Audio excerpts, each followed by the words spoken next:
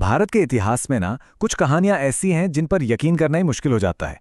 आज हम एक ऐसी ही कहानी की बात करने वाले हैं, एक खूंखार डाकू की जो आगे चलकर एक बहुत बड़ा संत बना। सोचिए, ये कहानी हमें क्या सिखाती है? शायद यही कि किसी की पहचान उसके अतीत से नहीं बल्कि उसके कर्मों से होती है।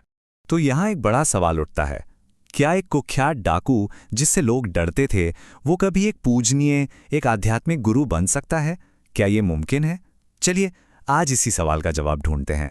तो चलिए शुरू करते हैं इस सफर को। हम जानेंगे कि कैसे एक डाकू संत बना और उस अनोखे आध्यात्मिक पंथ के बारे में जिसकी जड़ें, जिसकी शुरुआत थी, सच कहूं तो हैरान कर देने वाली है।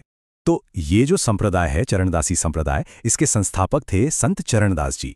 यही हैं हमारी कहानी के नायक। पर उनकी पहचान हमेशा से ये नहीं थी। इसके पीछे एक बहुत बड़ा राज छुपा है। और यहीं पर कहानी में एक ऐसा मोड़ आता है जिस पर यकीन करना मुश्किल है।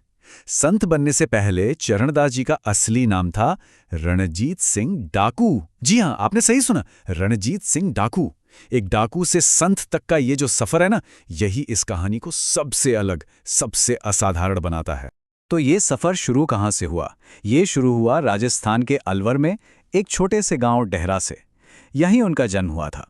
लेकिन जब उन्होंने अध्यात्म का रास्ता चुना तो उन्होंने अपनी मुख्य गद्दी, अपने संप्रदाय का केंद्र बनाया दिल्ली को।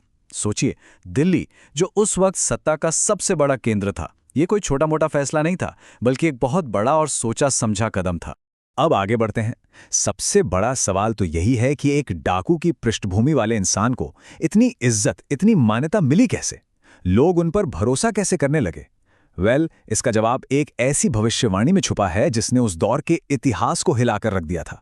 हुआ ये कि संत चरणदास जी ने भारत पर होने वाले नादिर शाह के हमले की भविष्यवाणी कर दी थी। और ये कोई मामूली हमला नहीं था। नादिर शाह के उस आक्रमण ने तो दिल्ली में कत्लेआम मचा दिया था, पूरी दिल्ली को हिलाकर रख दिया था। और जब उनकी ये चौंका देने वाली भविष्यवाणी एकदम सच साबित हुई, तो बस उनकी ख्याति जंगल की आग की तरह चारों तरफ फैल गई। और जानते हैं इस एक भविष्यवाणी का असर क्या हुआ? चरणदासी संप्रदाय, खासकर मेवात के इलाके में, घर घर में मशहूर हो गया।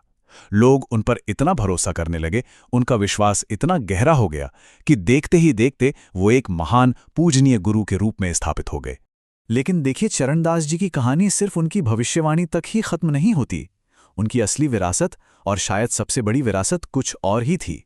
उनकी इस विरासत की मशाल को आगे बढ़ाया उनकी 2 महिला शिष्याओं ने। और ये उस जमाने के हिसाब से एक बहुत ही क्रांतिकारी कदम था। चलिए जानते हैं इनके बारे में। जी हाँ, 2 महिलाएं, दयाबाई और सहजोबाई। ये सिर्फ उनकी शिष्याएं नहीं थी। इन्होंने न सिर्फ उनकी शिक्षाओं को दिल से अपनाया, बल्कि अपनी कलम से, अपनी लेखनी से उन्हें हमेशा हमेशा के लिए अमर कर दिया।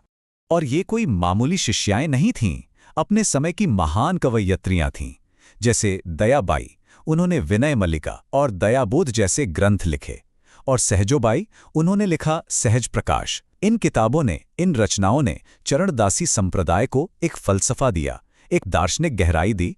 और आज भी ये रचनाएं उनकी आध्यात्मिक विरासत का बहुत जरूरी हिस्सा हैं। तो सोचिए, जब हम विरासत या लेगेसी की बात करते हैं तो चरणदासी संप्रदाय एक कमाल की मिसाल है ना? इसकी शुरुआत एक ऐसे इंसान ने की जिसका अतीत, जिसका पास्ट अंधेरे से भरा था।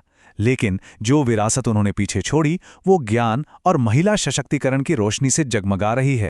और आखिर में ये कहानी हमें एक बहुत गहरे सवाल के साथ छोड़ जाती है कि किसी की असली पहचान क्या होती है, उसका अतीत या उसके कर्म? रणजीत सिंह डाकू से संत चरणदास जी बनने का ये सफर हमें इसी सवाल पर सोचने के लिए मजबूर कर देता है।